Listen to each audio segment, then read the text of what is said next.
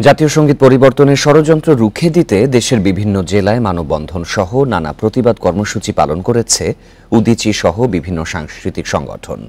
কর্মসূচিতে জাতীয় পতাকা উত্তোলন ও জাতীয় সংগীত পরিবেশন করেন সাংস্কৃতিক কর্মীরা। এই ধরনের চক্রান্তের বিরুদ্ধে সবাইকে ঐক্যবদ্ধ হওয়ার আহ্বান জানান তারা।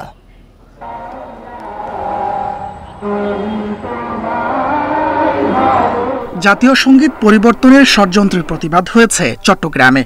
শুক্রবার বিকেলে চট্টগ্রামের চেরাগী পাহাড় মোড়ে সমবেত কণ্ঠে জাতীয় সংগীত পরিবেশন করে সাংস্কৃতিক সামাজিক সংগঠন সহ বিভিন্ন শ্রেণী পেশার মানুষ।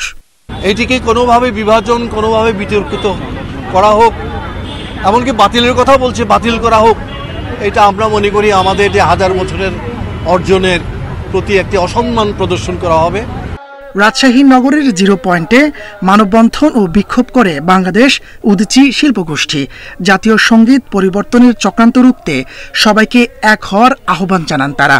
জাতীয় সংগীতের প্রতি আপনারা কিন্তু হাত দিবেন না। এই জাতীয় সংগীতে কিন্তু হাজার মানুষের রক্ত লেগে রয়েছে। জাতীয় সংগীত নিয়ে ষড়যন্ত্র রুখে দাঁড়াও, পথে নামো, কণ্ঠে ধরো স্লোগানে মাগুরা শহরের চৌরঙ্গী মোড়ে মানববন্ধন হয়েছে। এই ধরনের চক্রান্ত প্রতিরোধে তীব্র প্রতিবাদ জানায় উদীচী সহ বিভিন্ন সংগঠন ও সাধারণ মানুষ। বাংলাদেশের মানুষের কাছে উদাত্ত আহ্বান জানাচ্ছি, এই ষড়যন্ত্র রুখে দিতে এখনই আমাদের একত্রিত হতে হবে। পটুয়াখালীতে জাতীয় সংগীত পরিবেশন করেন সাংস্কৃতিক কর্মীরা। বাংলাদেশ উদীচী শিল্পী গোষ্ঠীর আয়োজনে প্রেস ক্লাবের অনুষ্ঠানে অংশ নেয় খেলাঘর, মুক্ত প্রাঙ্গণ সহ বিভিন্ন সাংস্কৃতিক সংগঠনের কর্মীরা।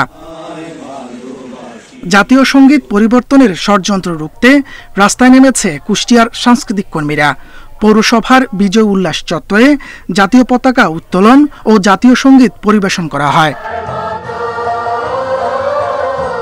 ঝিনাইদহ সহ বিভিন্ন জেলায় জাতীয় সংগীত গেয়ে প্রতিবাদ জানায় বিভিন্ন সংগঠন, সাংস্কৃতিক কর্মী সহ নানা শ্রেণী পেশার মানুষ।